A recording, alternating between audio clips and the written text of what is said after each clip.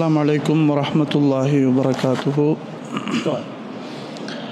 إن الحمد لله نحمده ونستعينه ونستغفره ونعوذ بالله من شرور أنفسنا ومن سيئات أعمالنا من يهده الله فلا مضل له ومن يضلله فلا هادي له وأشهد أن لا إله إلا الله وحده لا شريك له وأشهد أن محمدًا عبده ورسوله أما بعد فقد قال الله تعالى في القرآن العظيم بالفرقان المجيد أعوذ بالله من الشيطان الرجيم بسم الله الرحمن الرحيم يا أيها الذين آمنوا اتقوا الله حق تقاته ولا تموتن إلا وأنتم مسلمون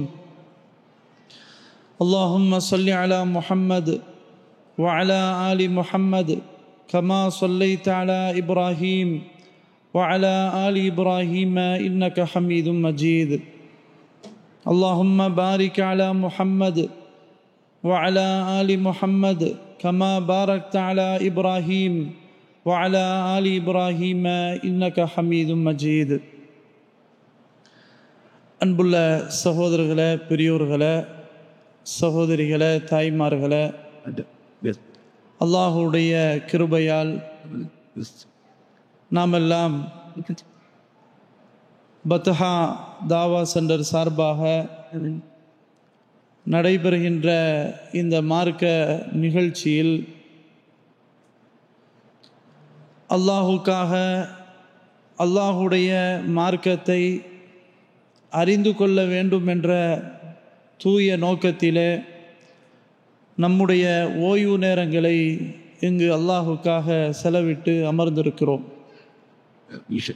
அல்லாஹ் சுப்ஹானஹு வ தஆலா நம்முடைய தூய்மையான எண்ணங்களுக்கேற்ப நற்கூலிகளை வழங்கி அருள் புரிவானாக என்று ஆரம்பத்திலே துஆ செய்து கொள்கிறேன்.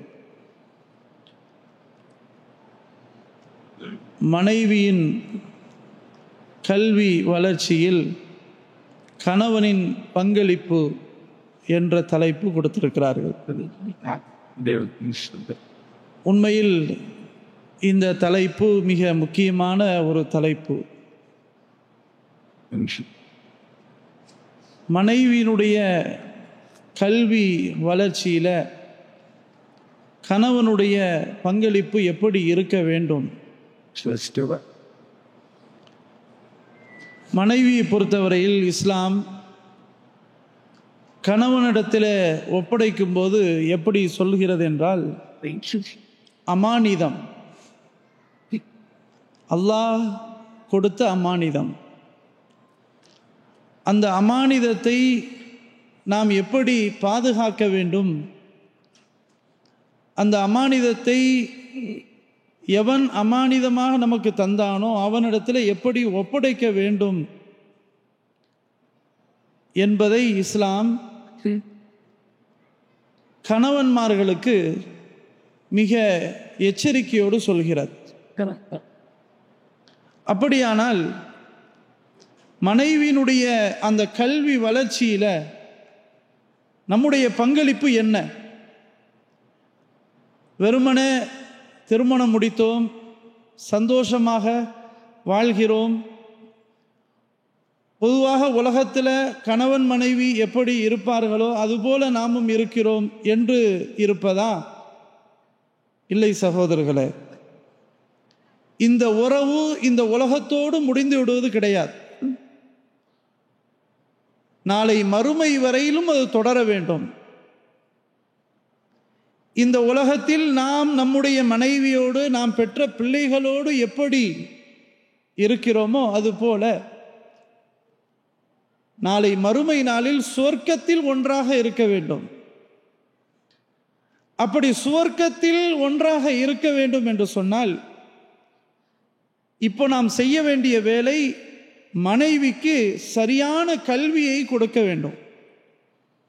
அந்த கல்வியை கொடுக்க வேண்டிய பொறுப்பை வல்ல அல்லாஹு சுப்ஹானஹு வ தஆலா அந்த பெண்ணின் கணவருக்கு அல்லாஹ் வழங்கியிருக்கிறான்.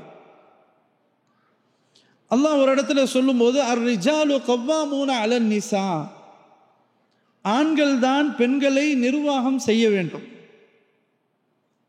கணவன் தான் மனைவியை நிர்வகிக்க வேண்டும். மனைவி கணவனை நிர்வாகம் செய்யக்கூடாது.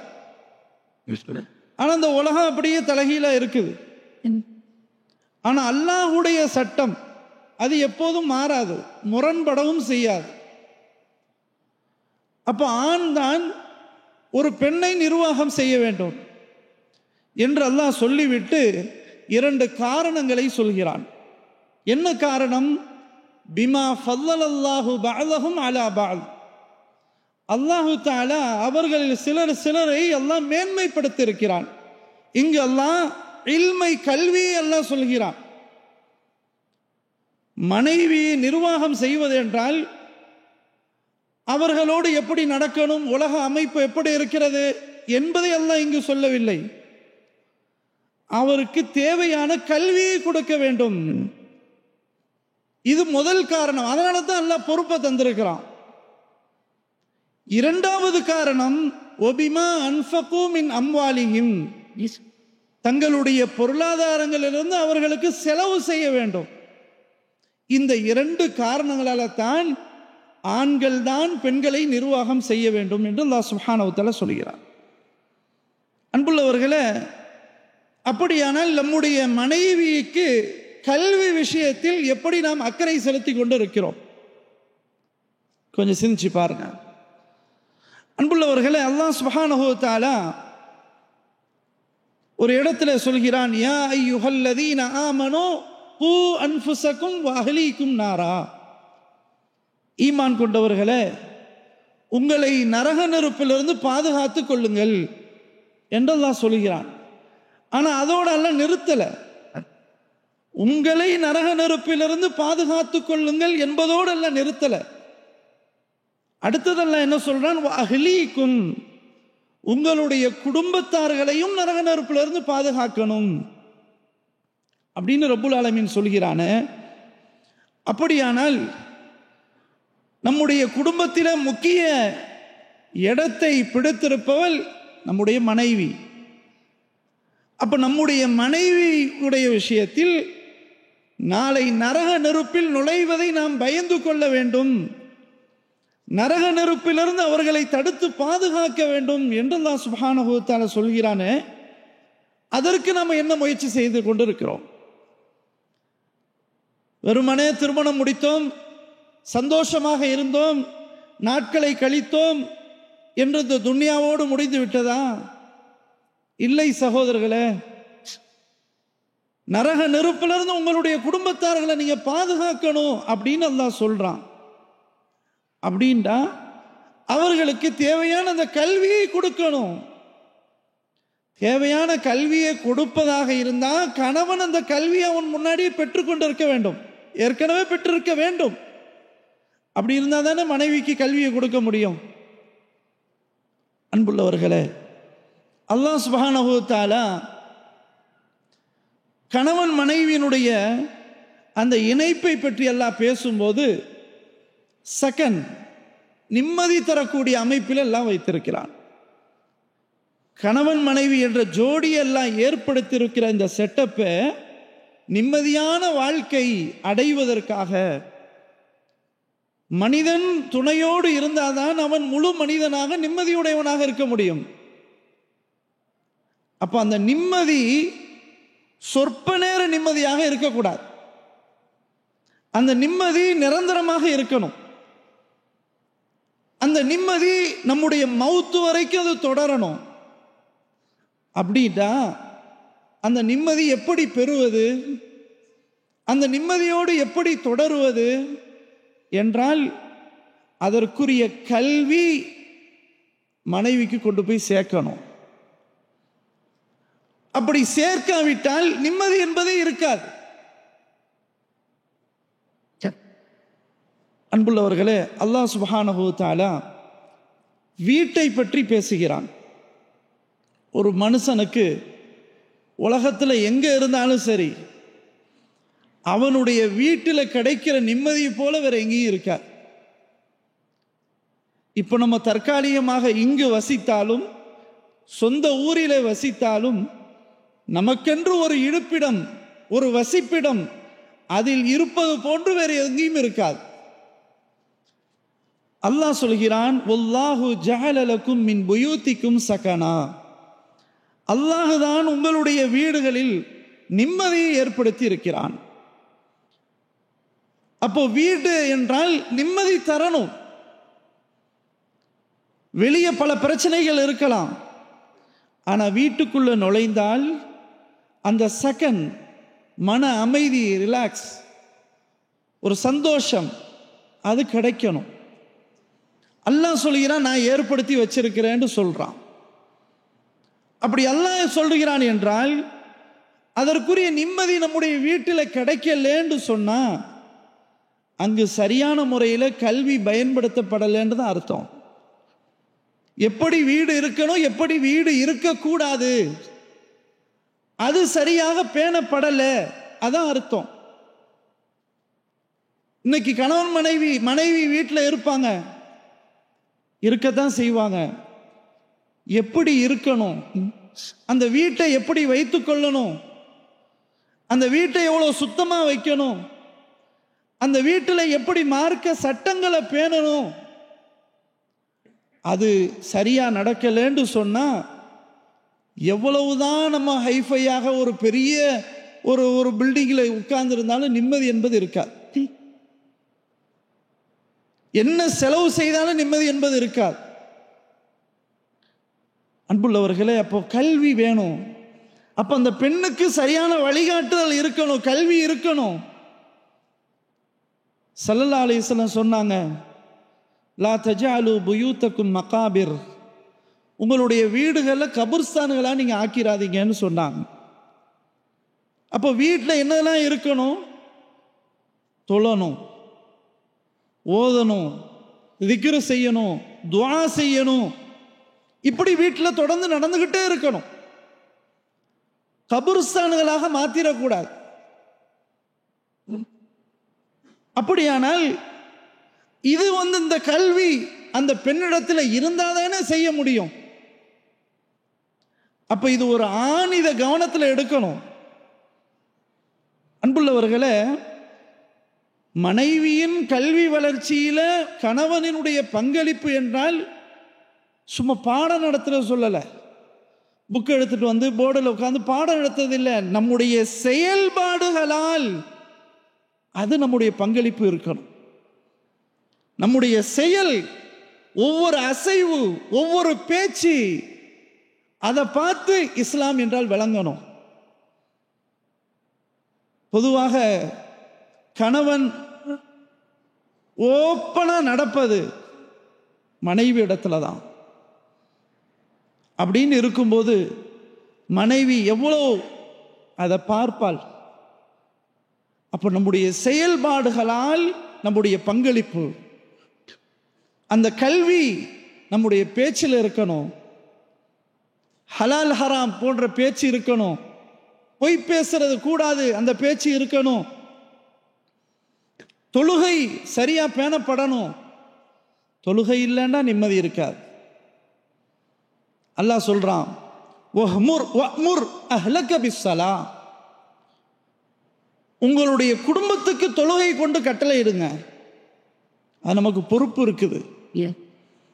மனைவி தொழாம இருந்து என்னதான் பெரிய ஆளாக இருந்தாலும், கண்ணுக்கு கவர்ச்சியாக இருந்தாலும், சந்தோஷத்திற்கு முழு உடன்பாடாக இருந்தாலும், தொழுகை என்ற அந்த வணக்கம் மட்டும் இல்லை என்றால் சகோதரர்களே, நிம்மதி என்பதே இருக்காது. தொழுகை இல்லை என்றால் அந்த வீட்டிலே நிம்மதி என்பதே இருக்காது. தொழுகை என்பது கட்டளை. அன்பானவர்களே, கணவனுடைய கட்டளைகளிலேயே அவர்கள் பின்பற்றுவது பின்பற்றாமல் இருப்பது என்று வைத்துக் கொண்டாலும் அல்லாஹ்வுடைய கட்டளை அல்லவா? தொழுகை என்பது அல்லாஹ்வுடைய கட்டளை. இப்போ தொழுங்கள்னு நம்ம கட்டளை இடுறோம், தொழலை, என்ன செய்வது? அப்படியே விட்டு விடுறதா? சரி, ஏதோ நமக்கு ஒரு மனைவி, நம்முடைய தேவைக்கு பயன்படுத்துவது, உலகம் இப்படித்தான் இருக்குது, அப்படின்னு அட்ஜஸ்ட் பண்ணி போறதா? இல்லை சகோதரர்களே.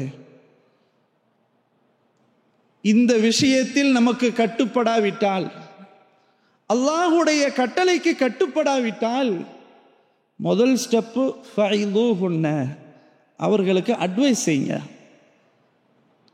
அவர்களுக்கு உபதேசம் செய்யுங்க. அன்புள்ளவர்களே, எந்த அளவிற்கு நம்முடைய மனைவிக்கு உபதேசங்கள், அட்வைஸ் எந்த அளவுக்கு நம்ம வழங்கிட்டு இருக்கிறோம் கொஞ்சம் சிந்திச்சுப்பார். அவர்களிடத்தில் கொஞ்சம் கண் கலங்கி பாசத்தோடு அரவணைப்போடு, இந்த உலகத்தோடு நம்முடைய வாழ்க்கை முடிவடைவது இல்லைம்மா, மௌத்துக்கு பிறகு ஒரு வாழ்க்கை இருக்குது, அந்த கபூர் வாழ்க்கைக்கு பிறகு மறுமை வாழ்க்கை இருக்குது, அங்கே வரைக்கும் தொடரணும், இந்த வாழ்க்கையோடு நம்ம உறவை நிறுத்தி கொள்ளக்கூடாது, நாளைக்கு நீ எனக்கு எதிராக நான் உனக்கு எதிராக இப்படி நான் மறுமையில் கண் எதிராக சந்தித்து விடக்கூடாது, இது போன்ற உபதேசங்களை செய்கிறோமா? ஆனால் அல்லாஹ் சொல்கிறான் நீங்கள் செய்யுங்கன்னு சொல்கிறான். கல்வி வளர்ச்சியில் பங்களிப்பு இதுவும் தான். ஃபைதுஹுன்ன, அவர்களுக்கு அட்வைஸ் செய்யுங்க. சரி, உபதேசம் பண்ணி பண்ணி பார்த்தாச்சு, ஒன்றும் நடக்கலை. இப்போ என்ன செய்யணும்? வஹ்ஜுரூஹுன்ன ஃபில் மலாஜிஇ, அவர்களோடு சேர்ந்து நீங்கள் இரவுல தங்காதீங்க, படுக்கையை பிரித்து விடுங்க. அல்லாஹுடைய கட்டளை, அல்லாஹுடைய அந்த கல்வி தன்னுடைய மனைவிடத்தில் அங்கு நுழைய வேண்டும் என்று சொன்னால் இந்த கட்டளையை செயல்படுத்தணும். உபதேசம் பண்ணி பிரயோஜனம் இல்லை, அப்போ நீங்கள் அவங்களோட சேர்ந்து படுக்காதீங்க, தியாகம் பண்ணுங்க. நீங்கள் சந்தோஷமாக இருக்கிறீங்களோ இல்லையோ, ஒன்றாக மனைவியோடு இருக்கும்போது இரவிலே படுக்கை அறையிலிருந்து பிரிந்திருந்தால் அதுவே அவர்களுக்கு மிகப்பெரிய ஒரு பாடமாக இருக்கும். அல்லாஹுடைய சட்டம் அல்லவா? அல்லாஹ் நமக்கு இப்படி செய்யுங்கன்னு சொல்லும்போது இதை நம்ம செய்யதானே செய்யணும். அல்லாஹ் சொல்றான், வஹ்ஜுரூஹுன்ன ஃபில் மலாஜிஇ, நீங்க படுக்கை அறையை அவங்கள விட்டு பிரிந்து இருங்க. சரி, இப்படி பிரிந்தும் கேட்கல, என்ன செய்யறது? வல்ரிபூஹுன்ன, அவர்களை அடியுங்கள். ஸல்லல்லாஹு அலைஹி வஸல்லம் சொன்னாங்க, காயம் ஏற்படாத அளவு, அதுவும் கன்னத்தில் அரைந்து விடக்கூடாது. இவ்வளவு கட்டுக்கோப்போடு ஸல்லல்லாஹு அலைஹி வஸல்லம் சொன்னாங்க. அப்போ அவர்களுக்கு காயம் ஏற்படாதவாறு அடியுங்கள். அன்புள்ளவர்களே, ஏன் இந்த கட்டளை? சில நேரங்களில் இந்த கட்டளை பெண்களுக்கு இது ஒரு வித்தியாசமாக கூட இருக்கலாம், ஒரு கசப்பாகவும் கூட இருக்கலாம். ஆனால் அல்லாஹுடைய சட்டம் என்பதால் மதித்தே ஆக வேண்டும். என்ன காரணம்? இந்த கணவன் மனைவியோடு வாழ்க்கை முடிவடைவது கிடையாது. நம்முடைய சந்ததிகளை வளர்க்கின்ற பொறுப்பிலே, மிகப்பெரிய ஒரு பொறுப்பிலே அவர்கள் அங்கம் வைக்கக்கூடியவர்களாக இருப்பார்கள். எனக்கு முன்னாடி பேசினாங்களே, குல்லு மௌலூதின் யூலது அலல் ஃபித்ரா, எல்லா குழந்தைகளும் இஸ்லாம் என்ற இயற்கை மார்க்கத்தின் மீதே தான் பிறக்கிறது. ஃபஅபவாஹு யுஹவ்விதானிஹி அவ் யுனஸ்ஸிரானிஹி அவ் யுமஜ்ஜிசானிஹி, அந்த குழந்தையின் பெற்றோர்கள்தான் தன்னுடைய குழந்தையை யூதனாகவோ கிறிஸ்தவனாகவோ நெருப்பு வணங்கியாகவோ மாற்றுகிறார்கள் என்று ஸல்லல்லாஹு அலைஹி வஸல்லம் சொல்றான். அப்போ இங்கே கவனிக்கக்கூடிய செய்தி என்னன்னு சொன்னால், பெற்றோர்கள்ட்ட தான் அந்த பிள்ளைகள் வளர்க்கிற விஷயம் கையில் இருக்குது. நம்ம எப்படி அந்த பிள்ளைகளை உருவாக்குறோமோ அப்படி அது வரும். களிமண் மாதிரி தான். அந்த களிமண்ணை எப்படி நம்ம செதுக்கிறோமோ அந்த அமைப்பில் உருவாகும். அப்போ அந்த பொறுப்பு பெற்றோர்களுக்கு இருக்குது. கொள்கையவே மாற்றக்கூடிய அந்த பெரிய அந்த சக்தி பெற்றோர்களுக்கு இருக்குது. ஸல்லல்லாஹு அலைஹி வஸல்லம் சொன்னார். உண்மையில் அன்புள்ளவர்களே, அந்த பெற்றோர்கள்லேயே தந்தையை விட தாய்க்கு அதிக பங்கு இருக்கு. ஆண்களை பொறுத்தவரையில் உழைக்கக்கூடியவர்கள், வீட்டிலையும் பெரும்பாலும் இருக்க மாட்டோம், பிள்ளைகளோடும் பெரும்பாலும் நேரத்தை ஒதுக்க மாட்டோம். ஆனால் யார் அதிகமாக இருப்பா? தாய் தான் இருப்பாங்க. ஸல்லல்லாஹு அலைஹி வஸல்லம் சொன்னாங்க, நீங்கள் எல்லோரும் பொறுப்புதாரிகள், நாளை மறுமை நாளில் அதனுடைய பொறுப்பை பற்றி விசாரிக்கப்படுவீர்கள் என்று சொன்னார்கள். சொல்லிட்டு ஒவ்வொன்றா அடுக்கி சொன்னாங்க. அதில் ஒரு பெண்ணுக்கு சொல்கிறாங்க ஸல்லல்லாஹு அலைஹி வஸல்லம், ஒல் மர்அத்து ராஇயத்துன் அலா பைத்தி பஅலிஹா வ வலதிஹி. அதாவது ஒரு பெண்ணு அவள் பொறுப்புதாரியாக இருக்கிறாள். யாருக்கு? தன்னுடைய கணவனின் வீட்டுக்கு பொறுப்புதாரி மட்டுமல்ல, கணவனுடைய பிள்ளைக்கும் பொறுப்புதாரி என்று சொன்னார்கள் ஸல்லல்லாஹு அலைஹி வஸல்லம். ஓ மஸ்ஊலத்துன் அன்ஹும். இதை பற்றி அவர்கள், இந்த பொறுப்புகளை பற்றி நாளை மறுமை நாளில் அவள் விசாரிக்கப்படக்கூடியவளாக இருக்கிறாள் என்று ஸல்லல்லாஹு அலைஹி வஸல்லம் சொன்னாங்க. இங்கு சிந்திக்கணும், ஒரு பெண்ணுக்கு, தாய்க்கு ஸல்லல்லாஹு அலைஹி வஸல்லம் கூடுதலான பொறுப்பை சுமத்துறாங்க. அவள் வீட்டையும் கவனிக்கணும், பிள்ளையும் கவனிக்கணும். இதை பற்றி விசாரிக்கப்படுவாள் அப்படின்னு சொல்றாங்க. அப்படின்னா பொறுப்பு சும கூடுதல் தாய்க்கு போது. அப்போ பிள்ளையை சுமக்கிறதாக இருந்தா, இந்த இடத்துல ஒல் மரத்து ராஇயத்துன் அப்படின்னு இருந்தா, பொறுப்புதாரி என்றால் சும்மா சாதாரண பொறுப்புதாரி, பேணி பாதுகாக்கக்கூடியவள், நிர்வாகம் செய்யக்கூடியவள் என்ற அர்த்தம் அல்ல. இந்த பெண், அவர் தான், கணவர் தான் டோட்டலா எல்லாத்துக்கும் பொறுப்புதாரியா இருக்கிறாரு. வீட்டுக்கு பொறுப்புதாரி அவர் தான், எல்லாரும் பொறுப்புதாரி அவர் தான். ஆனால் இந்த இடத்துல ஒல் மர்அத்து ராஇயத்துன் என்று சொன்னால், ஒரு பெண்ணு பொறுப்புதாரி என்றால் தன்னுடைய குழந்தைக்கு சரியான முறையில் வழிகாட்டக்கூடியவளாக இருப்பாள், தர்பியத்து கொடுக்கக்கூடியவளாக இருப்பாள், ஒரு முஅத்திபாக அவள் இருப்பாள். அப்போ அப்படி இருக்கக்கூடிய ஒரு சூழ்நிலை பெண்ணுக்கு இருப்பதால் அந்த கல்வி வேணும் தானே. அந்த இல்மு இல்லாட்டா சந்ததி எப்படி உருவாக்க முடியும்? இவ்வளவு பெரிய பொறுப்பு இருக்குதே, அது யாருடைய சந்ததி? கணவனுடைய பிள்ளை. ஸல்லல்லாஹு அலைஹி வஸல்லம் சொல்றாங்க, அப்போ நாம் பெற்றெடுத்த நம்முடைய குழந்தைகளை அவங்கள்ட்ட அப்படியே நம்ம ஒப்படைக்கிறோம் சொன்னா, அந்த தர்பியத்து பண்ணக்கூடிய நிலையில் அவர்கள் இருக்கிறார்கள் என்றால், அப்ப அவர்களுக்கு அந்த கல்வி இருக்க வேண்டுமா இல்லையா? எவ்வளவு முக்கியத்துவம் இடம் வருதுன்னு பாருங்க. அப்போ ஒரு பெண்ணுக்கு கல்வி என்பது அவசியம். இந்த கல்வி இல்லை என்றால், மார்க்க அறிவு இல்லை என்றால் ஒண்ணுமே செய்ய முடியாது. அன்புள்ள சகோதரர்களே, எனவே இந்த அடிப்படையில் நம்ம இருக்கிறோமா? திருமணம் முடித்து எத்தனை ஆண்டுகள் ஆகிவிட்டன? எவ்வளவு கல்வியை நம்முடைய மனைவிக்கு நம்ம கொண்டு போய் சேர்த்திருக்கிறோம்? நம்முடைய பங்களிப்பு என்ன? மாதம் மாதம் பொருளாதாரத்தை கொடுப்பது மட்டுமே போதுமா? இது மட்டும்தான் நம்ம செய்ய முடியுமா? ஊருக்கு போகும்போது சந்தோஷமாக இருப்பது, திரும்ப வந்து விடுவது, பிள்ளைகள் விஷயம், மனைவி விஷயம், அவளுக்கு கல்வி எப்படி நம்ம கொடுத்துக்கிட்டு இருக்கிறோம்? அன்புள்ளவர்களை, ஸல்லல்லாஹு அலைஹி வஸல்லம் ஹதீஜா ரலியல்லாஹு அன்ஹா அவர்களை மனம் முடிக்கும் போது சில காலம் போயிட்டே இருக்குது. ஸல்லல்லாஹு அலைஹி வஸல்லம் ஹதீஜா ரலியல்லாஹு அன்ஹா அவர்களை மனம் முடிக்கும் போது அவங்க ஒரு நபியாக இல்லை. நமக்கு எல்லாருக்கும் தெரிந்த விஷயம். 25 வயசு கல்யாணம் முடிக்கும்போது, அடுத்த ஒரு 15 வருஷம் கழிச்சு 40வது வயசுல தான் ஸல்லல்லாஹு அலைஹி வஸல்லம் நபியாக மாறுறாங்க.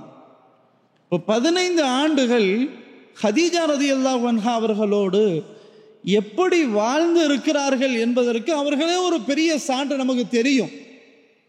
வஹி முதலாக அல்லாஹுடைய வஹி வரும்போது பயந்து போறாங்க, நடுங்குறாங்க. ஜம்மிலூனி ஜம்மிலூனி, என்னை போர்த்துங்கள் என்னை போர்த்துங்கள் என்று ஸல்லல்லாஹு அலைஹி வஸல்லம் அவர்கள் துடித்து சொன்னார்கள்.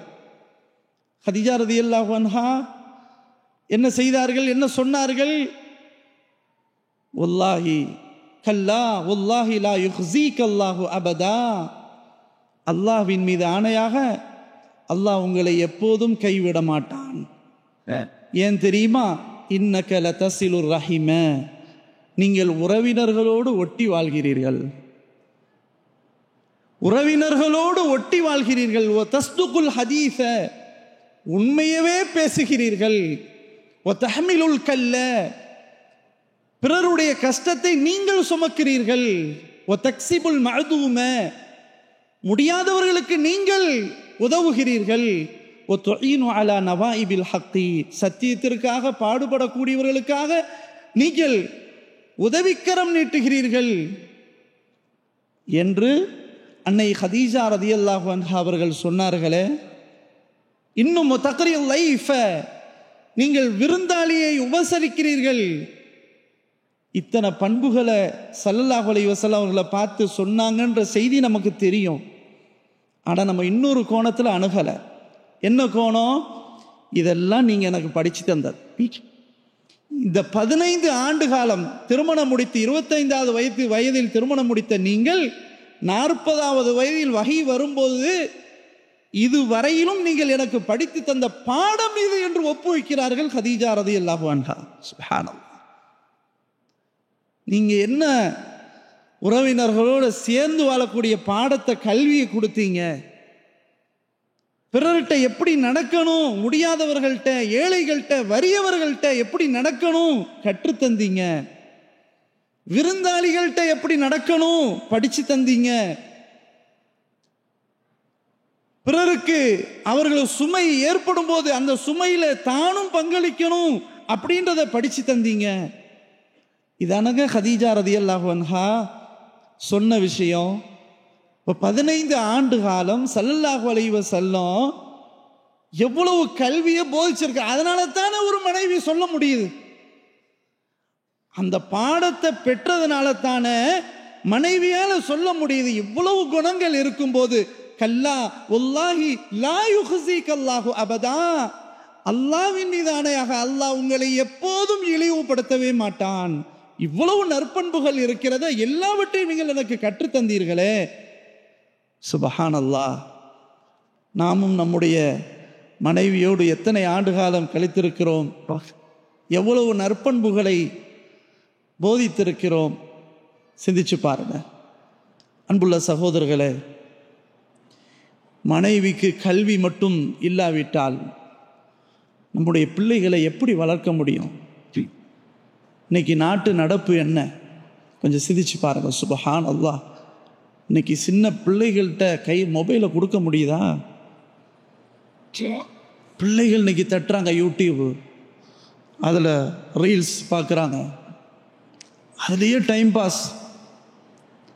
இல்லை இவன் சொல்கிறான், சின்ன பிள்ளை 6-7 வயசு, டைம் பாஸ் ஆகணும், மொபைலை கொடுங்க, நெட் கனெக்ட் பண்ணுங்க.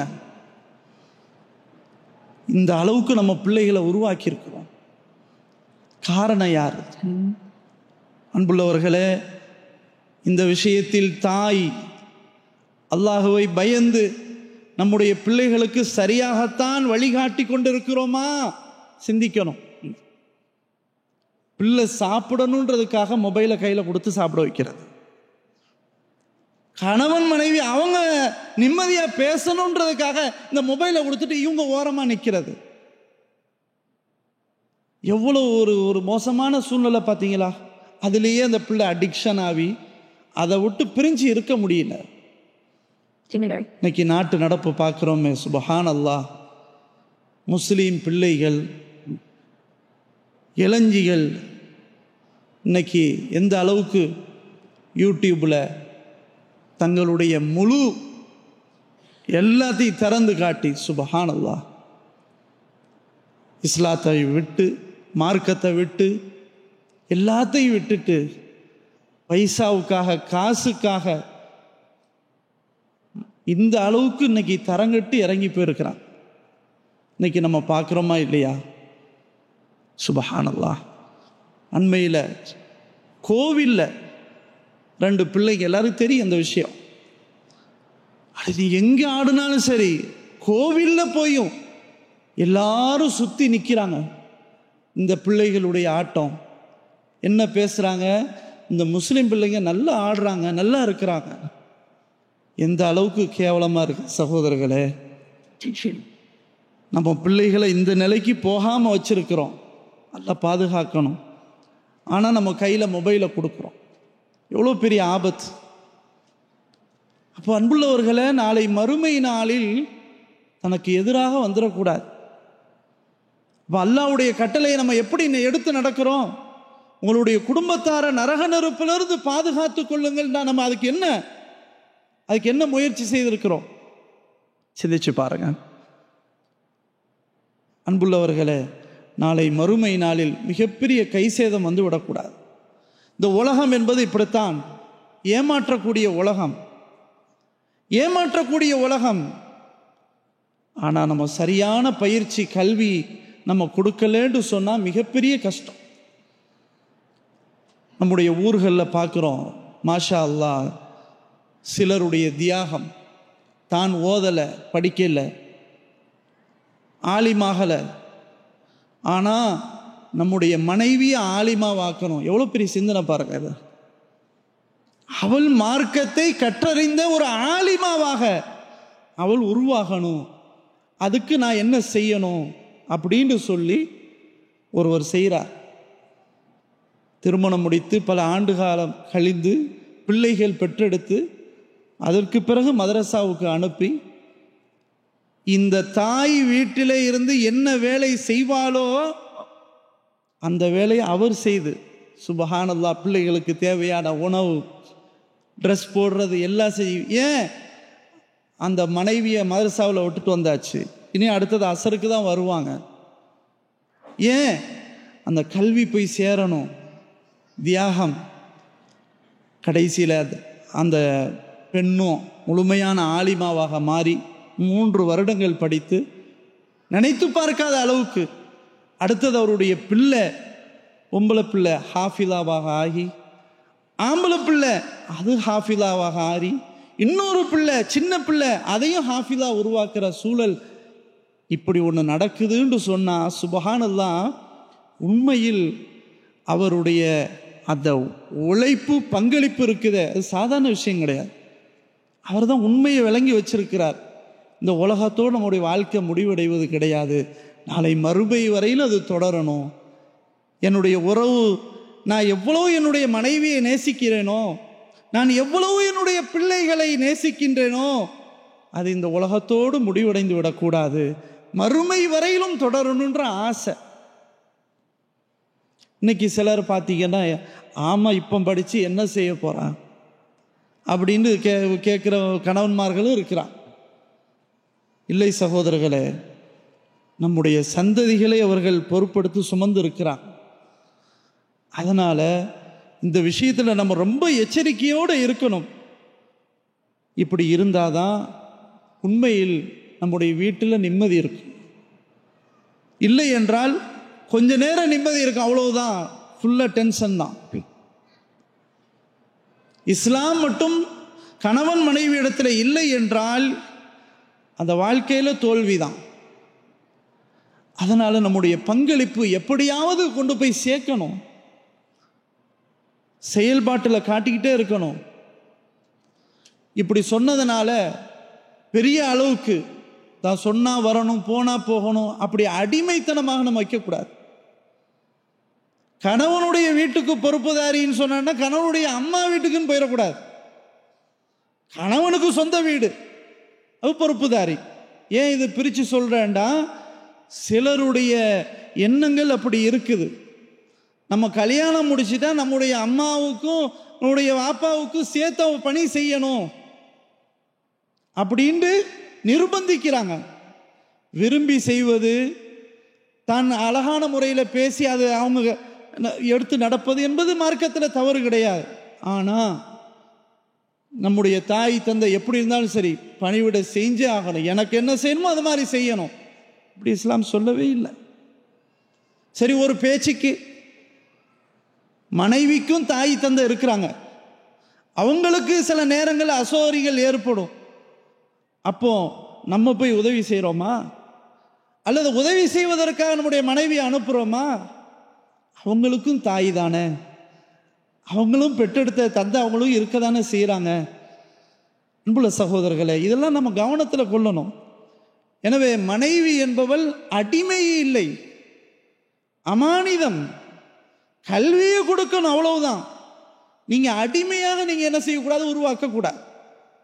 ஸல்லல்லாஹு அலைஹி வஸல்லம் ரொம்ப எச்சரிக்கையோடு சொன்னாங்க, ஃபத்தகுல்லாஹ ஃபின்னிஸா, பெண்கள் விஷயத்தில் அல்லாஹ்வை பயந்து கொள்ளுங்கள் என்று சொன்னார்கள் ஸல்லல்லாஹு அலைஹி வஸல்லம்.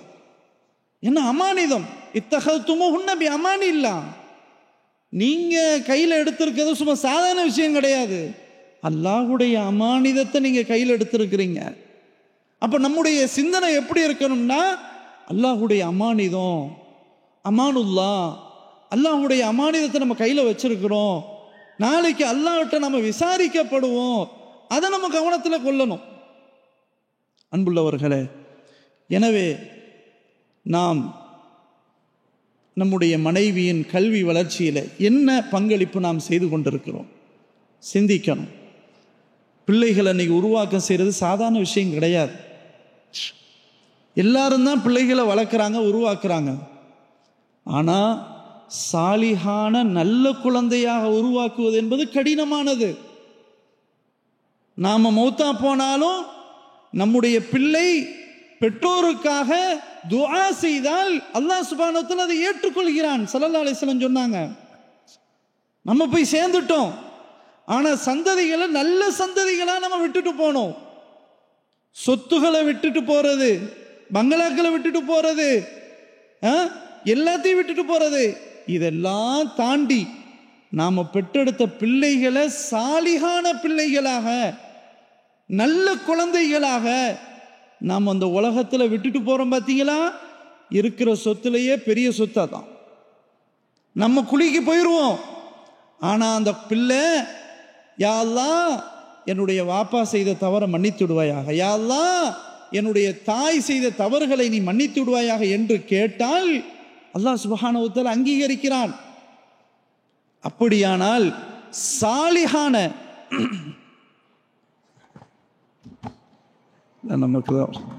சாலிஹான குழந்தையாக நம்ம உருவாக்குவது என்பது அது சாதாரண விஷயம் கிடையாது. எனவே பிள்ளைகள் விஷயத்தில் நம்ம ரொம்ப அல்லாஹ்வை பயந்து நடக்கணும். ஏன்னா பிள்ளைகளும் அல்லாஹ்வுடைய அமானிதம் இல்லையா? பிள்ளைகள் இல்லாதவர்கிட்ட தான் போய் கேட்கணும்.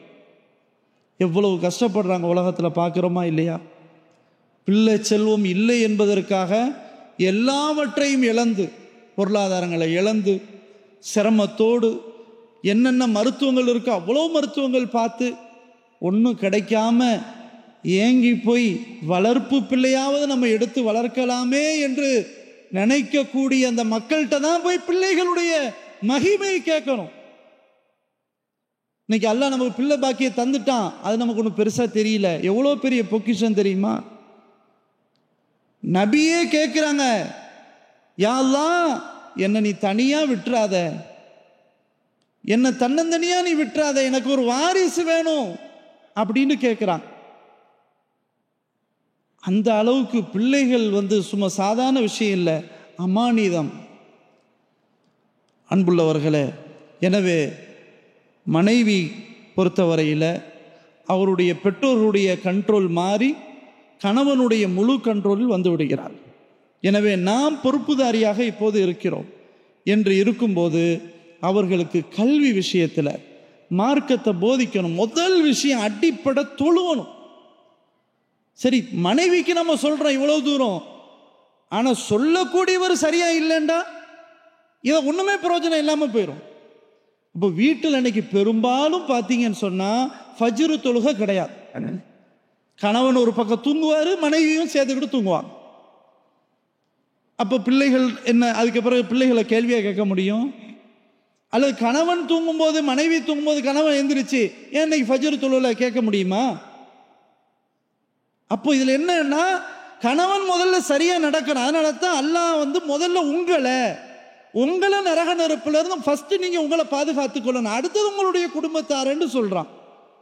அப்போ எப்போ நம்ம வீட்டில் ஃபஜ்ரு தொழுக தொழலையோ, அதற்காக எந்திரிக்கவில்லையோ, அந்த வீடு அவ்வளவுதான், நிம்மதி இல்லாத வீடு. ஷைத்தான் குடியிருக்கிறான். ஸல்லல்லாஹு அலைஹி வஸல்லம் ரொம்ப தெளிவாக சொன்னாங்களா இல்லையா? எல்லா வீட்டிலையும் ஷைத்தான் இருக்கிறான். எல்லா வீட்டிலையும் எல்லா அறையிலையும் ஷைத்தான் வசித்து கொண்டே இருக்கிறான். ஆனால் நம்ம அவனை விரட்டலை, ஒன்றா சேர்ந்து தங்கிட்டு இருக்கிறோம். ஒரு ரூம்மேட்டாக இல்லையா, அல்லது ஒரு சொந்தக்காரனை போல ஷைத்தானை நம்ம வச்சுக்கிட்டே நம்ம இருக்கிறோம். ஸல்லல்லாஹு அலைஹி வஸல்லம் சொன்னது சும்மா கதை இல்லை, கற்பனை கிடையாது. அப்போ எப்படி சொல்கிறாங்க ஸல்லல்லாஹு அலைஹி வஸல்லம்? எந்த வீட்டில் சூரத்துல் பக்ரா ஓதப்படுகிறதோ அந்த வீட்டிலிருந்து ஷைத்தான் விரண்டோடுகிறான் என்று சொன்னாங்க ஸல்லல்லாஹு அலைஹி வஸல்லம். ஏன் சொன்னாங்க? ஷைத்தான் வீட்டில் இருக்க போய் தானங்க விரண்டு போக முடியும். இல்லாத ஒரு ஷைத்தான் விரண்டு போக முடியுமா? அப்போ எல்லா வீட்லையும் ஷைத்தான் இருக்கிறான். இதை முதல்ல நம்ம நம்பணும். நம்ம எல்லா வீட்லையும் ஷைத்தான் இருக்கிறான். சரி, அப்போ அந்த ஷைத்தானை விரட்டுறதுக்கு என்ன ஆயுதம்? அல்லாஹுடைய கலாம் அல் குர்ஆன் சூரத்துல் பக்ரா அத்தியாயத்தை ஓதிக்கிட்டே இருக்கணும். அப்போ ஷைத்தான் ஓடி போயிடுவான், இருக்க மாட்டான், வீட்டில் நிம்மதியாக இருப்பேன், எல்லாம் மாறிடும். இப்படி செஞ்சு பாருங்க, பிராக்டிக்கலாக செஞ்சு பாருங்க. வீட்டில் தொழுகிறது, ஓதுறது, துவா செய்கிறது, திக்ர் செய்கிறது, சுப்ஹானல்லாஹ், அதை அனுபவித்து பார்த்தால் உண்மையில் நிம்மதியான ஒரு வாழ்க்கையை ரெண்டு பேருமே அடையக்கூடிய ஒரு சூழ்நிலை ஏற்படும். மட்டுமல்ல, அடுத்தவங்க சொந்தக்காரங்க பக்கத்து வீட்டுக்காரங்க அந்த வீட்டை விரும்புவாங்க. நம்முடைய வீட்டை இன்னைக்கு அந்த வீட்டுக்கு போகக்கூடாது, அது சரியில்லை, ஒரே பிரச்சனை பலாய் அப்படின்னு சொல்லி ஒதுங்குற மாதிரி இருக்குதே. இந்த நிலை மாறி அந்த வீட்டுக்கு போனால் என்னமோ தெரியல, ஒரு நிம்மதி கிடைக்குது. சுப்ஹானல்லாஹ், அவர்களோட பேசினா ஒரு மன அமைதி ஏற்படுது இப்படின்னு சொல்ற அளவுக்கு வருவதாக இருந்தால் அது அல்லாஹுடைய வேதம் கலாமுல்லாஹ ஓதுனா மட்டும்தான் நடக்கும். நம்ம அதெல்லாம் ஒன்றுமே செய்யாமல் ஒரே பிரச்சனை பிரச்சனை பிரச்சனை, மனைவி கேட்குறதெல்லாம் கொடுக்குறேன் ஆனாலும் பிரச்சனை, நிறைய தான் சம்பாதிக்கிறேன் ஆனாலும் கடன் தொல்லை, தொடர்ச்சியான பிரச்சனை அப்படின்னு கேட்குறாங்கன்னு சொன்னால், உண்மையில் அன்புள்ளவர்களை நம்ம கலாமுல்லா சூரத்துல் பக்ரா வீட்டில் ஓதணும். அப்போ தான் அல்லாஹ் சொன்னது நடக்கும். அல்லாஹு ஜஅல லக்கும் மின் புயூத்திக்கும் சகனா, அல்லாஹ் தான் உங்களுடைய வீடுகளில் நிம்மதியை தருவான். இப்போ நம்ம இன்னைக்கு காலல்லா கால ரசூல்லான்னு இப்படி பேசிட்டு இருக்கிறோம். உண்மையில் பேசக்கூடிய எனக்கும் கேட்கக்கூடிய உங்களுக்கும் ஒரு வகையான நிம்மதி கண்டிப்பாக இருக்கும். ஏன்? எல்லாம் அல்லாஹ் சொன்னது, காலல்லா கால ரசூல்லா, அல்லாஹ் சொன்னதை கேட்குறோம், ஸல்லல்லாஹு அலைஹி வஸல்லம் சொன்னதை கேட்குறோம் அப்படின்னு இருக்கும்போது நிம்மதி இருக்கும். இன்னைக்கு இந்த நேரத்தை விட்டுட்டு அரட்டை அடிக்கக்கூடிய எத்தனையோ பேர் இருப்பாங்க, சும்மா இருக்கிறவங்க இருப்பாங்க, நேரங்களை வீணடிக்கிறவங்க இருப்பாங்க. சுப்ஹானல்லாஹ், இதனுடைய நன்மை அவங்களுக்கு தெரியறது இல்லை, இதனுடைய மகத்துவம் தெரியறது இல்லை. இப்படி இந்த சபை இருக்குதே, இந்த சபை என்பது சாதாரண சபை கிடையாது. எப்போ நம்ம அல்லாஹ்வை பற்றியும் அல்லாஹ்வுடைய தூதரை பற்றி நம்ம பேசுகிறோமோ அந்த சபையில் வானவர்கள் இறங்கி சூழ அமர்ந்திருக்கிறாங்க. எவ்வளோ பெரிய பாக்கியம்! அல்லாஹ்வுடைய அந்த சகீனத் நிம்மதி இறங்கி இருக்கிறது இந்த சபையில், அல்லாஹ்வுடைய ரஹ்மத் இறங்கி இருக்கிறது சபையில் என்று சொன்னால், உண்மையில் அல்லாஹ்வுடைய அந்த கலாமுக்கு அவ்வளவு பவர் இருக்குது. அன்புள்ளவர்களே, வீட்டில் சுத்தமாக வைப்பது, கழிவறையை சுத்தமாக வைப்பது, கழிவறையை அடைப்பது எல்லாம் மார்க்க சட்டங்கள். உள்ளே நுழையும் போது என்ன ஓதணும், வெளியே வரும்போது என்ன ஓதணும், கணவன் மனைவி கூடும்போது என்ன ஓதணும், முடித்த பிறகு என்ன ஒது செய்யணும், எவ்வளவு சட்டங்கள் இருக்கு. இதெல்லாம் நம்ம அந்த அறிவு இருவருக்கும் இருந்தால்தான் நிம்மதியான வாழ்க்கை. அப்படி கணவன் மனைவி ஒன்று கூடும்போது அந்த துஆவை ஓதி ஒன்று கூடினால் பிறக்கின்ற குழந்தைக்கு ஷைத்தானுடைய தீண்டுதல் இருக்காது என்று ஸல்லல்லாஹு அலைஹி வஸல்லம் சொன்னாங்க. இந்த அறிவு நம்ம கொடுக்கணுமா இல்லையா? ஒவ்வொரு டைமும் நம்ம அந்த மாதிரி ஓதணுமா இல்லையா? இப்படி நம்ம சட்டங்களை நம்ம தெரிந்தால்தான் நிம்மதியான வாழ்க்கை இருக்கும். பிள்ளைகளுக்கு போதிக்க முடியும். இன்னைக்கு பிள்ளைங்க சாப்பிட்றாங்கன்னா எப்படி சாப்பிடணும், ஃபோனை முதல்ல பிடிக்கிறணும், முதல்ல சாப்பிட, அதில் கவனம் எடு. வலது கையால் சாப்பிடணும், வலது கையால் தான் குடிக்கணும். இதை முறையாக கற்றுக் கொடுக்கணும்.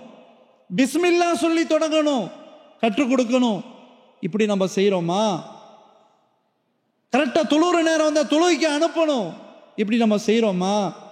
அன்புள்ள சகோதரர்களே, சகோதரிகளே, வெளிநாட்டில் இங்கே சவுதி அரேபியாவில் பொறுத்தவரையில் தயவு செய்து யாரும் தவறாக எண்ணிவிடக்கூடாது. இன்னைக்கு பிள்ளைகளுடைய அந்த ஸ்கூல் பாடங்கள் இருக்குது, சுப்ஹானல்லாஹ், அதுலேயே நாட்கள் ஃபுல்லாக முடிஞ்சு. காலையில் ஃபஜ்ருக்கு பிறகு அது ஆரம்பிச்சது, இரவு வரைக்கும் ஸ்கூல்லேருந்து வர்றது 12, 1 மணி 2 மணி. அதுக்கு பிறகு என்ன செய்கிறது? அப்புறம் டியூஷன், அங்கே போகணும் இங்கே போகணும், இந்த சப்ஜெக்டுக்கு இந்த டியூஷன், அந்த சப்ஜெக்டுக்கு அங்கே டியூஷன். சரி, அதை முடிச்சுட்டு வந்த பிறகு அப்புறம் வீட்டில் உட்காந்து ஜூமில் டியூஷன். இப்படியே நாட்கள் ஃபுல்லாக போயிடுது. எங்கே பிள்ளைகள்கிட்ட நம்ம தீனை சொல்ல முடியும்? கொஞ்சம் சிந்திச்சு பாருங்க. நம்ம இப்படியே நம்ம வளர்த்தோம்னு சொன்னால், அதனால் ஒரேடியாக பிள்ளை படிக்கக்கூடாதுன்னு சொல்ல வரல. இந்த நேரத்தை, கொஞ்ச நேரத்தை அல்லாஹ்வுக்காக 1 மணி நேரம் நம்முடைய பிள்ளைக்காக மார்க்க அறிவை ஊட்டுவதற்காக நம்ம செலவு செய்கிறோமா? எவ்வளோ நேரங்கள் உலக கல்வியை படிக்கணுன்றதுக்காக நேரத்தை செலவழிக்கிறோமே, மார்க்க கல்விக்காக 1 மணி நேரம் செலவு செய்ய நம்ம தயாரா? இன்னைக்கு பிள்ளைகளை காணோம். இன்னைக்கு மதரசா திறந்து பல வருஷம் ஆகுது, அறிவிச்சாச்சு. ஒரு சில பிள்ளைகள் மட்டும் வர்றாங்க, பாக்கி பிள்ளைகள்லாம் காணோம். கேட்டால் என்ன சொல்கிறாங்க தெரியுமா? நேரம் இல்லை, ஸ்கூல் படிப்புக்கே நேரம் ஆயிடுது. அந்த அளவுக்கு இன்னைக்கு ஆகி போயிடுச்சு. சுப்ஹானல்லாஹ். அப்போ நம்ம எப்படி மார்க்கத்தை படிக்க சொல்ல முடியும்? எப்படி அந்த குழந்தை படிக்க முடியும்? மண்டையில் எப்படி ஏற்ற முடியும்? கொஞ்சம் சிந்திச்சு பாருங்க. தொழுகிற சட்டம், ஒரு பையன் ஒரு அளவுக்கு தான் வளர்ந்துட்டான்னு சொன்னால் அவன் பருவ வயது அடைஞ்சிருவான், அவனுக்குன்னு சில சட்டம் இருக்குது. ஒரு பொம்பளை பிள்ளை அவன் வயது அடைந்து விட்டான், அவளுக்குன்னு சில சட்டம் இருக்குது. எப்படி சொல்லுவீங்க? எப்படி அதை நடைமுறைப்படுத்த முடியும்? எப்படி அதனுடைய கல்வி எப்படி போதிப்பீங்க? 7 வயசாயிட்டா பிள்ளைக்கு தொழுவரை கற்றுக் கொடுக்கணும். 10 வயசாகி தொழலைன்னா அடிச்சு தொலை வைக்கணும். உங்களுடைய படுக்கையிலிருந்து பிள்ளைகளை பிரிக்கணும். இப்படியெல்லாம் இருக்கும்போது ஓப்பனாக சில சட்டங்களை உஸ்தாது தான் சொல்லி தருவாங்க. அப்போ அதெல்லாம் நம்ம கவலைப்பட வேண்டாமா? இப்போ மார்க்க அறிவை நம்ம எந்த அளவுக்கு பிள்ளைகளுக்கு நம்ம ஊட்டிக்கிட்டு இருக்கிறோம் சிந்திச்சு பாருங்க. எந்த அளவுக்கு நம்ம, ஏன்னா நாளை மறுபடியும் எல்லாம் நம்மளை விசாரிப்பானே, பா உனக்கு பிள்ளையை தந்தானே, நீ இந்த பிள்ளையை நீ முறையா வளர்க்கலையே. ஆனா முறையா வளர்த்தால் சுப்ஹானல்லாஹ், ஸல்லல்லாஹு அலைஹி வஸல்லம் சொன்னாங்க, 2 பெண் பிள்ளைகள் எந்த பெற்றோர்கள் முறையாக வளர்த்து தர்பியா கொடுத்து திருமணம் முடிக்கும் வரை பாதுகாத்து பொக்கிஷமாக வளர்த்து தீனோடு தீன் பற்றோடு கடைசி வரையிலும் வளர்த்து யாரு கணவனிடத்தில் ஒப்படைத்து விடுகிறாரோ அந்த பெற்றோர்களுக்கு நாளை மறுமை நாளில் இந்த பிள்ளைகளே நரகத்தை விட்டு தடுக்கும் திரைகளாக இருப்பார்கள் என்று சொன்னார்கள் ஸல்லல்லாஹு அலைஹி வஸல்லம். சுப்ஹானல்லாஹ், எவ்வளவு பெரிய பாக்கியம்! நம்ம பிள்ளை நாளைக்கு நரகத்துக்கு போக விடாம தடுக்கும் திரைகளாக நிற்பாங்கண்டா. அந்த மாதிரி பிள்ளைகளா நம்ம உருவாக்கணுமா இல்லையா சகோதரர்களே? எவ்வளவு காலம் வாழ போறோம் தெரியாது, யாரும் சொல்ல முடியாது. அதுவும் இங்கே சர்வசாதாரணமாக மரணங்கள் வந்துகிட்டே இருக்குது. திடீர்னு என்ன மூத்து, ஹார்ட் அட்டாக். இன்னைக்கு சர்வசாதாரணமாக சவுதி அரேபியாவில் சொல்லவே தேவையில்லை. நேற்று வரைக்கும் இல்லை தானே, என்னமோ தெரியல, அவனுக்கு சரியான ப்ரெஷர், அட்டாக் வந்துருச்சு. ஆளும் ஆட்டச்சாட்டமாகவும் இல்லை, கரெக்டாக தான் இருக்கிறார். அப்படி இருந்தும் பிரச்சனை. பார்க்குறோமா இல்லையா? நமக்கு மௌத்து எப்போ வரும்னு தெரியாது. அப்போ நம்ம மௌத்துக்கு முன்னாடி நம்ம தயாராக இருக்கணுமா இல்லையா? மலக்குள் மௌத்து நம்முடைய உயிரை கைப்பற்ற வந்தால் கொஞ்ச நேரம் அவகாசம் கொடுங்கன்னு கேட்டால் விட்டுருவாங்களா? அல்லாஹ் குர்ஆனில் சொல்லித்தர்றான். இப்படிலாம் கேட்பாங்க, ரப்பிர்ஜிஊன் ஹத்தா இதா ஜா அஹதஹுமுல் மௌத். ஒருவருக்கு மௌத்து வந்துருச்சின்னு சொன்னால், மலக்குள் மௌத்து வந்து கைப்பற்ற வந்துட்டாருன்னு சொன்னால், கால ரப்பிர்ஜிஊன், என்னுடைய ரப்பே எனக்கு கொஞ்சம் உயிரை திருப்பி கொடுத்துறேன், இப்போ கைப்பற்றாத, நிறைய வேலைகள் இருக்குது, நிறைய என்னுடைய கற்பனைகள் இருக்குது, நிறைய நான் செய்யக்கூடிய நல்ல நன்மைகள் இருக்குது, நிறைய பாவங்கள் இருந்து விலக வேண்டி இருக்குது.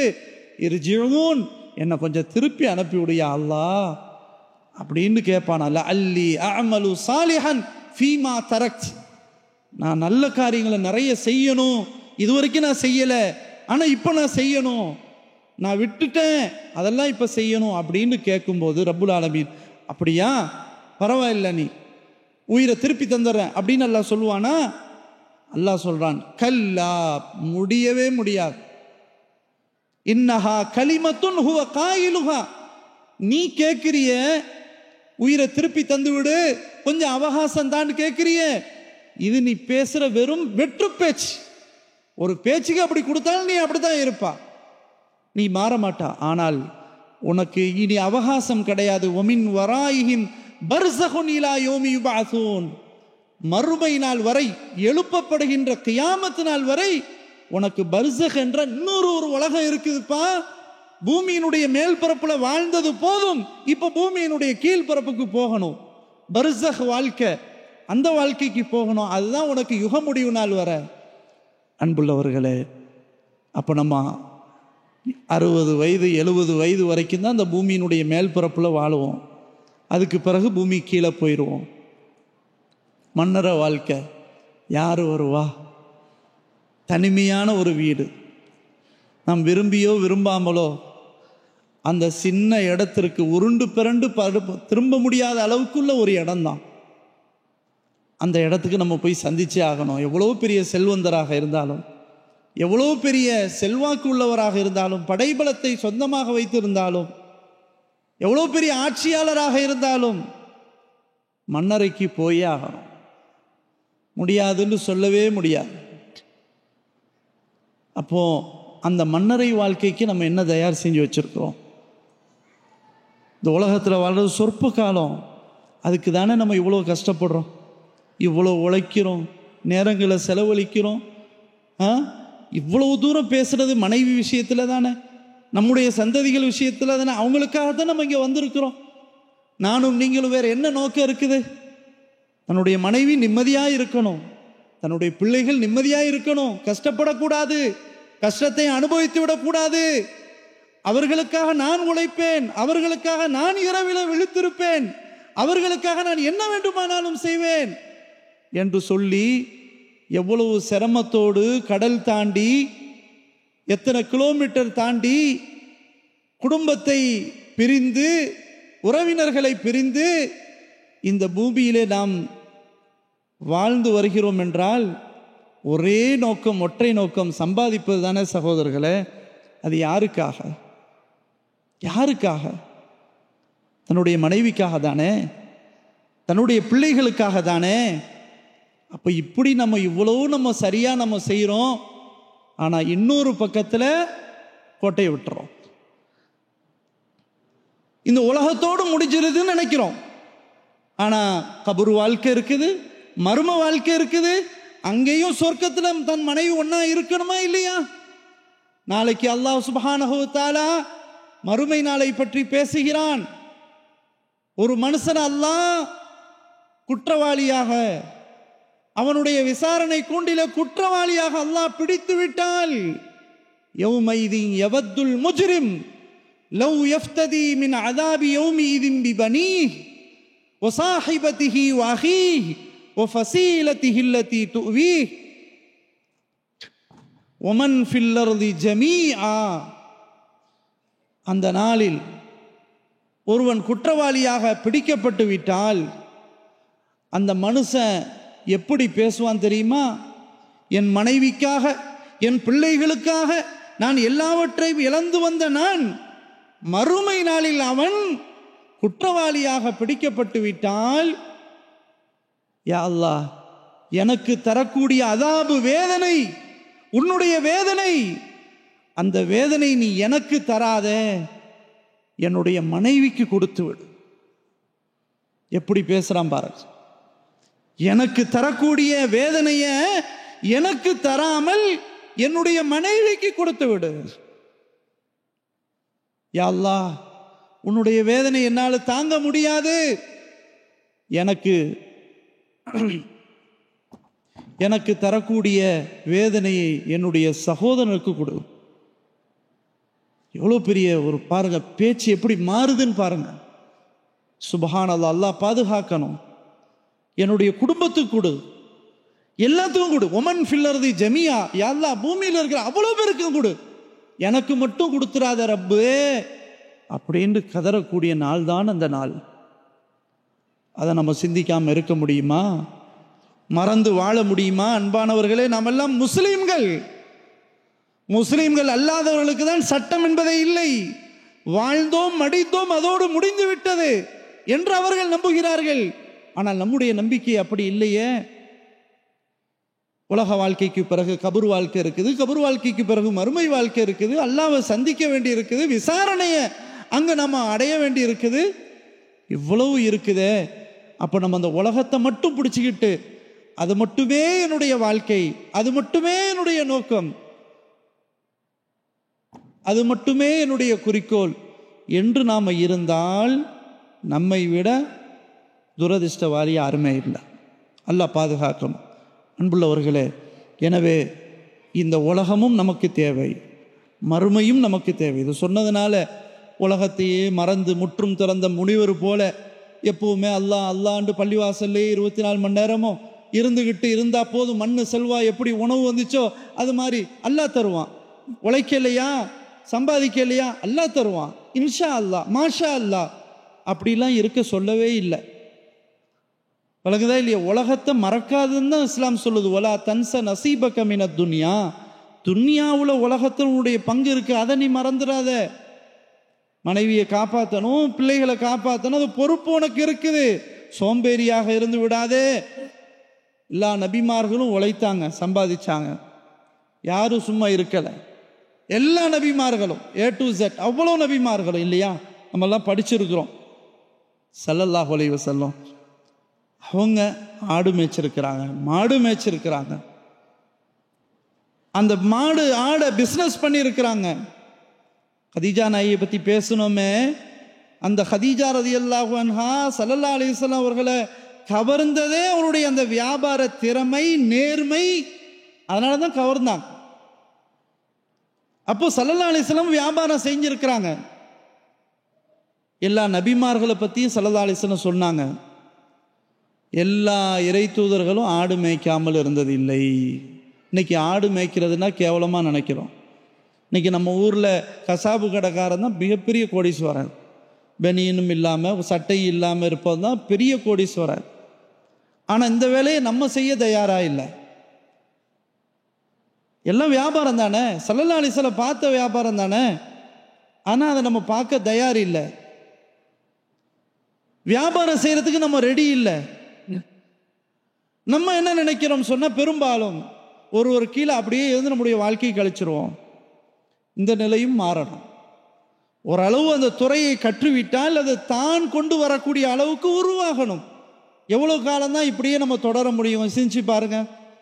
நமக்கு இருக்கின்ற இந்த ஆரோக்கியம், இந்த உடல்நிலை இப்படியே இருக்குமா எல்லா காலத்துக்கும்? அப்போ நம்முடைய சிந்தனை என்ன செய்யணும்? அதுவும் மாறணும். எனவே அன்புள்ளவர்களே, மனைவி விஷயத்தில் அதிகமான அக்கறை நாம் செலுத்த வேண்டும். அவர்களுடைய கல்வி வளர்ச்சியில் நம்ம என்ன பங்களிப்பு செய்ய முடியும்? இப்போ இங்கே இருப்பதாக இருந்தால் இங்கே பெரும்பாலான தாவா சென்டர்களோடு தொடர்புகளை ஏற்படுத்தலாம். அவர்களுக்கு முறையான கல்வி இங்கே இருந்தால் அவங்க சும்மா தான் இருப்பாங்க பெரும்பாலும். சரி, ஒரு வாரத்துக்கு ஒரு தடவை நீங்கள் கூட்டு போவீங்க, வெளியே போவீங்க, அது வேறு விஷயம். அதே சமயத்தில் குறைஞ்சது ஒரு வாரத்தில் 2 வாரத்தில் ஒரு தடவையாவது மார்க்க விஷயத்தை ஒரு மணி நேரம் படிச்சுட்டு வரட்டும். அந்த படித்த செய்தியை நமக்கு சொல்லட்டும், பிள்ளைகளுக்கு படித்து கொடுக்கட்டும் என்ற சிந்தனையோடு நம்ம இருக்கணும். ஊரில் இருக்கிறாங்கன்னு சொன்னால் அவங்களுக்கு தகவலை கொண்டு போய் சேருங்க. இந்த பயான் இன்னைக்கு இதை கேட்டேன், என்ன சப்ஜெக்ட் சொன்னால் டெய்லி மார்க்க விஷயத்தை ஒரு நியத்து வைங்க. ஒரு விஷயமாவது நான் மார்க்க விஷயத்தை பேசுவேன் ஃபோனில். சும்மா அது இதுன்னு பேசுகிறதோ நிறுத்திடக்கூடாது. மார்க்கம் தொடர்பான ஒரு செய்தியை மனைவிட்ட சொல்லும். உங்களுக்கு நேரடியாக பேசுகிறதுக்கு வேறு மாதிரி தெரியுதா, நீங்கள் பிஸ்மில்லான்னு நீங்கள் வாட்ஸ்அப்பில் பேச ஆரம்பிங்க. அப்படி ஒரு நியத்து வைங்க, ஒரு செய்தி உங்கள் மூலமாக போகட்டும். சஹாபாக்கள் இப்படி தானே இருந்தாங்க. ஆண்கள் சஹாபாக்கள் ஸல்லல்லாஹு அலைஹி வஸல்லம் இடத்துல கற்று வந்து வீட்டில் வந்து சொல்லுவாங்க, கற்றுக் கொடுப்பாங்க. அதான் அவங்க செஞ்ச பங்களிப்பு. நடைமுறையில் காட்டுனாங்க சஹாபாக்கள். அதனால் இந்த அடிப்படையில் நம்ம அல்லாஹுவை பயந்து நாம் நம்முடைய மனைவிக்கு கல்வி வளர்ச்சியில் பங்களிப்பு செய்வது என்பது மிக மிக முக்கியமானது. முதல்ல நம்முடைய செயல்பாடு, அடுத்தது அது துறை சார்ந்த விஷயங்கள் நம்ம எப்படி பயன்படுத்தலாம், அவங்கள எங்கே அனுப்பலாம், அந்த மாதிரியான சிந்தனை இருந்தால் நம்முடைய சந்ததிகளும் நல்ல சந்ததிகளாக உருவாகுவாங்க. நாளை மறுமை நாளில் இப்போ நம்ம எப்படி சந்தோஷமாக இருக்கிறோமோ குடும்பத்தோடு, இதை விட மிக சிறப்பான ஒரு நிலையை நாளை மறுமை நாளில் சொர்க்க சோலையில், அதிலும் குறிப்பாக ஜன்னத்துல் ஃபிர்தௌஸ் என்ற சொர்க்க சோலையில் ஒன்றாக மனைவி பிள்ளைகளோடு குடும்பத்தோடு பிரவேசிப்பது என்பது அது சுபஹானல்லாஹ் மிகப்பெரிய ஒன்று. எனவே இதற்காகத்தான் நம்ம வாழ்கிறோம், இதை அடைவதற்காக தான் நம்முடைய லட்சியம் என்பதை நாம் புரிந்து கொண்டு நம்முடைய செயல்பாடுகளை அமைத்து கொள்ள வேண்டும். அல்லாஹ் சுப்ஹானஹு வ தஆலா அப்படிப்பட்ட பக்குவத்தை எனக்கும் உங்களுக்கும் நம் சமுதாய மக்களுக்கும் ஆக்கி தந்து அருள் புரிவானாக என்று கூறி இத்தோடு எனது உரையை நிறைவு செய்து கொள்கிறேன். வ ஆகிரு தஅவானா அனில் ஹம்துலில்லாஹி ரப்பில் ஆலமீன்.